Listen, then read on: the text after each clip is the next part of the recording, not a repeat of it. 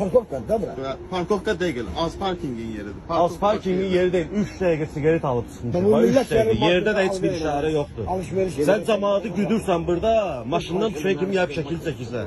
Sen maarifləndirməlisən cemaatı buradaki. Kardeş burada maşın saklama ya da ki esimiz götür. Yaxşı. Sen niye burada gizlindi cemaatı Ben güdürsən? şimdi güdüb Sen verəm. girəm ben seni buradan onsuz da birazdan paylaşacağım.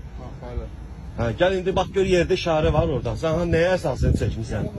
Gel bak. Kaçma da kişi değilsen gel bak. Bak orada yerde işare var.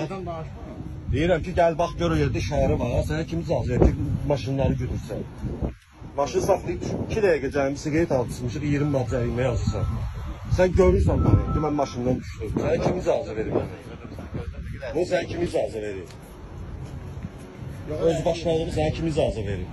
Cavab ver. Yaxşı. Cemaatı niye güdürsən maşından düşən kimi şəklini çəkirsən?